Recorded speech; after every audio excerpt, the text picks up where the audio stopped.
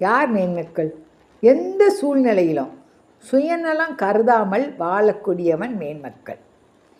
ரெண்டாவது எடுத்தா, எங்கேயாவது பிரச்சனை ஏற்படுதா, அந்த இடத்துல பிரச்சனையை பெரிதாக்காமல் அதை சமாதானப்படுத்தி பிரச்சனையை தடுக்கக்கூடியவன் தான் மேல்மக்கள். அடுத்து, பிறர் வாழ்வதற்கு நல்ல எண்ணங்களோடு முடிந்த உதவி, அவங்க வாழ்க்கைக்கு நம்மளால் முடிஞ்ச சிறு உதவி. அடுத்து என்ன சொல்கிறான்? சன்மானம் கிடைக்கும். சன்மானம் கிடைக்கும் என்பதற்காக பொய்யாக புகழாமல் நேர்மையாக பண்போடு சொல்லக்கூடியவன் தான் மேன்மக்கள். அஞ்சாவது, தன்னை கஷ்டப்பட்டு வளர்த்த பெற்றோரையோ யாரையுமே கைவிடாமல் இருப்பவன் மேன்மக்கள். அப்புறம் யாரையும் மனம் புண்படும்படி பேசாமல், குத்தலாக பேசாமல், பக்குவமாக அன்பாய் எடுத்து உரைப்பவன் மேன்மக்கள். அடுத்து நான் சொல்கிறது, நேற்று இப்படி இருந்தவன் இன்று இப்படி உயர்ந்த நிலைக்கு வந்து விட்டானே என்று பொறாமைப்படாமல் அவனுடைய உழைக்கும் உழைப்பை பாராட்டும் குணம் உள்ளவன் மேன்மக்கள். அடுத்து, தராதரம் பார்க்காமல் எல்லோரிடமும் அன்பாக இருக்க வேண்டும். பாரபட்சம் யாரிடமும் காட்டக்கூடாது. வேண்டியவர் வேண்டாதவர் என்று. புரியாதவர்களிடம் பேசி பலன் இல்லை என்று தெரிந்துவிட்டால் அந்த இடத்தை விட்டு அமைதியாக ஒதுங்கி விடுபவன் மேன்மக்கள். பசுவை போன்று எல்லோருக்கும் உதவும் சாது தன்மை படைத்தவன் மேன்மக்கள். ஏன் பசுவை சொல்கிறோம்?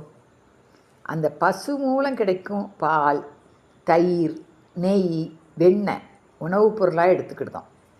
அதன் கோமியத்தை கிருமி நாசினிக்கு, ஹோமம் வளர்ப்பதற்கு உபயோகப்படுத்துகிறோம். அதன் சாணியை பயிர் வகைக்கு உரமாக பயன்படுத்துகிறோம். இப்போ நமக்கு தெரிந்தவன் தவறான பாதையை நோக்கி சென்றால் அன்பாய் எடுத்துரைத்து அதனால் வரும் கேடுகளை எடுத்து சொல்லி நம்மளால் முடிந்த சிறு உதவி செய்யக்கூடியவன் மேன்மக்கள்.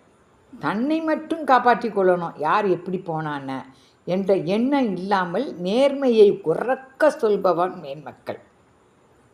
வேலை பார்க்கும் இடத்துல எத்தனை உயர்ந்த பதவியில் இருந்தாலும் தன்னுடன் வேலை பார்க்கும் சக மனிதர்களையும் மதிக்க கூடியவன் மேன்மக்கள். முடிந்தளவு இரத்த தானம் பண்ணக்கூடியவர்களும் நல்ல ஒரு சிறந்த மேன்மக்கள் தான். தாகத்திற்கு தண்ணீர் கொடுப்பவன் மேன்மக்கள். பசியால் ஒருவன் வாடினால் அவனுக்கு முடிந்த ஒரு சிறிய உணவு வாங்கி கொடுக்கக்கூடியவனும் மேன்மக்கள்.